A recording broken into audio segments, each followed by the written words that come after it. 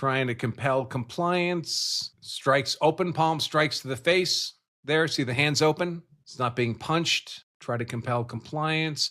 The guy who's crouched over under that silver bar, he's going to straighten up. This is when the shot is fired, right here. And I don't see that elbow prior to this point. This is when the shot is fired. And then go a few seconds more. There's the elbow. That image with the crooked elbow occurs, I believe, after this image, occurs after the shot, the first shot has been fired. Oh, fuck!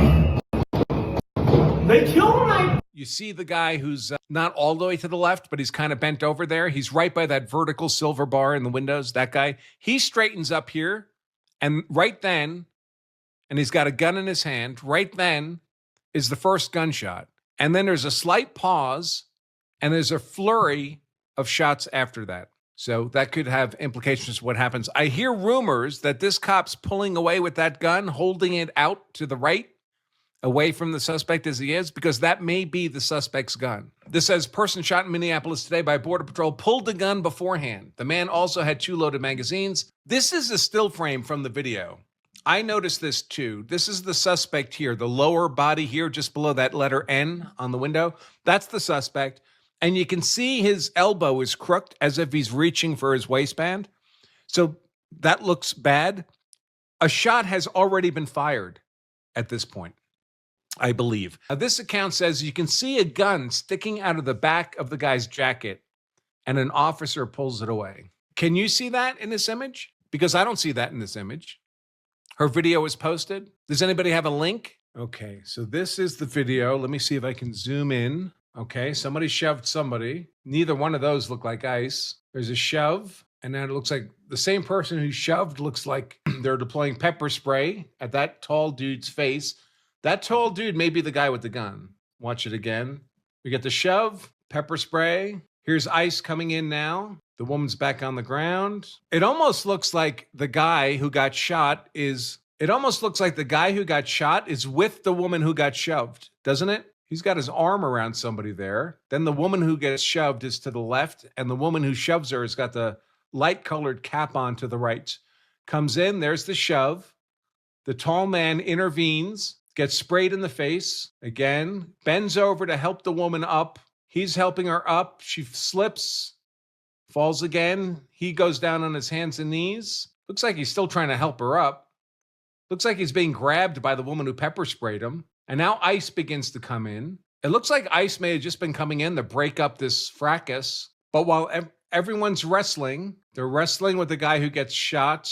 These are all ice here. The guy in the middle with the grayish colored jacket, I think he's the guy who's going to stand up, and then we'll hear the gunshot. Like he may have taken a gun off the victim here. He stands up, and I think that's when the gunshot is. And everyone jumps back, and the police draw their own guns and start shooting. And then the camera goes off frame. All right, I'll run through the whole thing now and see what we can make of it. Guy's going to stand up in the middle, and then we'll hear the shot, the first shot, right? DHS at 9:05 a.m. Central Time, as DHS law enforcement officers were conducting a targeted operation in Minneapolis against an illegal wanted for violent assault. An individual approached U.S. Border Patrol officers with a 9mm handgun, seen here. I'll have more information for you on the handgun. The officers attempted to disarm the suspect, but the armed suspect violently resisted. More details and the armed struggle are forthcoming. Fearing for his life and the lives and safety of fellow officers, an agent fired defensive shots. Medics on the scene immediately delivered medical aid, but he was pronounced dead at the scene. The suspect also had 2 magazines and no ID, so I don't see how they'd know he had a concealed carry permit. This looks like a situation where an individual wanted to do maximum damage and massacre law enforcement. About 200 rioters arrived at the scene, began to obstruct and assault law enforcement. Crowd control measures were deployed for the safety of the public and law enforcement. The situation is evolving and more information is forthcoming. This person says, this is serious. Why does this keep happening? Why does it keep happening? This account responds, well, this guy was told by our politicians that ICE and Border Patrol are the Gestapo and are torturing innocent citizens. We're very fortunate that more people don't take the words of Democrat politicians more seriously. And this is something I've talked about before, stochastic terrorism. Stochastic terrorism. It's kind of a disordered terrorism with a certain end. I've talked about this before using the analogy of the pachinko game. You've ever played pachinko? It's like a vertical board with a glass front. There's a space. There's a whole bunch of pins behind the glass.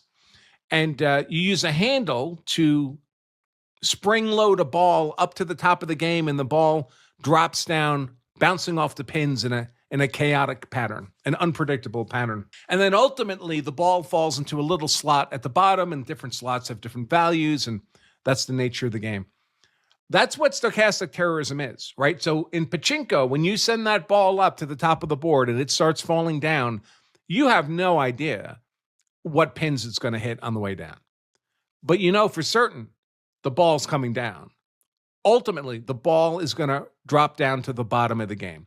That's what stochastic terrorism is. You create a lot of chaos among a lot of people, and you don't know exactly which of them is going to use deadly force against whom. But you know someone will, because it becomes inevitable. So here's a definition.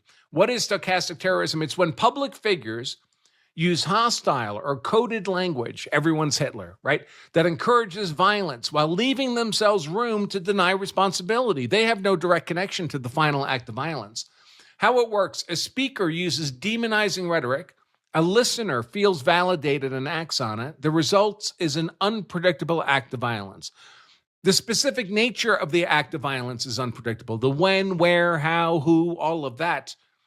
But the violence itself is not unpredictable. The violence is the purpose of the stochastic terrorism. The violence itself is perfectly predictable. So this is the gun at the scene, the shooter's gun. And I'm familiar with this gun. This is a SIG 320. Gosh, what do they call it? The AXG, I think. Yeah, AXG. The SIG 320 AXG Combat. You can see it has a threaded barrel, just like the suspect's gun. This image is from the SIG website, so it doesn't have the optional optic on it, which this guy has, which, by the way, is a SIG optic, a Romeo 2 optic. 9mm pistol, high capacity. This magazine might be the 20 or 21 round magazine, the way it's extending from the gun. This is not an inexpensive firearm. This gun, just the gun without the optic, sells for anywhere between $1,000 and $1,200 retail. And the optic that's on the shooter's gun is typically another $500 or $600. So we're pushing a couple $1,000s worth of the pistol here, which is not a small amount of money on the gun. Now, I'm going to mention, because someone's going to mention it, like it or not, SIG 320s have developed a reputation, deserved or not, of unintentional discharges, meaning if they're dropped, sometimes they go off when they're not supposed to. They're supposed to be drop safe, but there's been lots of press coverage and lawsuits about people like just putting a primer in the gun and dropping it. The primer goes off. That's not supposed to happen.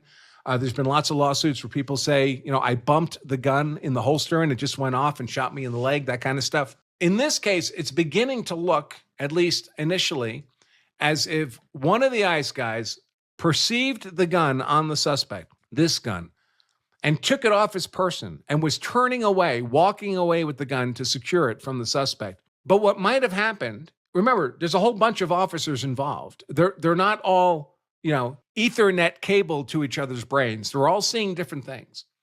And one officer might have seen the gun and said the word gun. And that might have triggered that first shot by an officer. And then all the other officers begin shooting in response to that initial discharge.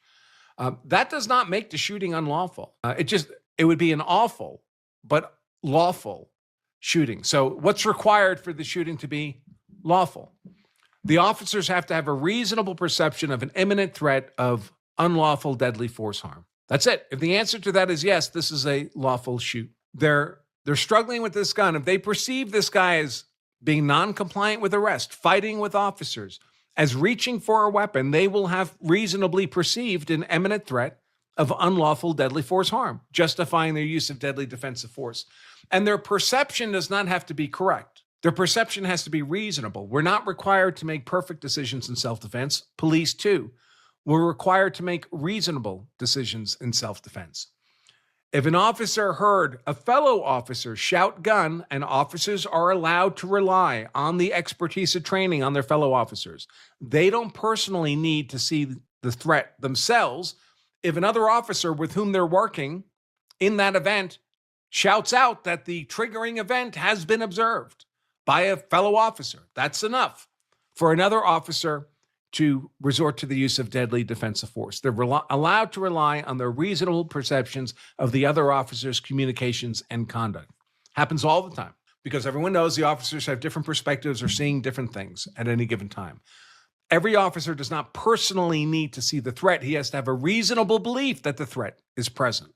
That can be based on a reliance of what other officers communicate to him.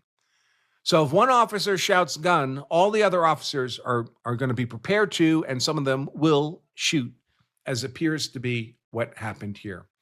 When you get in a physical brawl with a bunch of armed law enforcement officers and you have a gun on your person, you're running a serious risk of getting fatally shot in the course of that confrontation. The moment they see that gun, they've reasonably perceived an imminent threat of deadly, unlawful force against them, and they'll justifiably respond with deadly defensive force. By the way, it's not uncommon for police officers to shoot other police officers. Like two plainclothes police officers respond to a scene of violence, see each other with guns in hand, and one shoots the other. And it's a justified shooting because the shooter, although he wasn't actually shooting a criminal and that other person was a fellow police officer unknown to him, was not actually a deadly force threat to him. He was reasonably perceived, given the circumstances, as an imminent, unlawful threat of deadly force harm, and therefore it was justified to use deadly defensive force.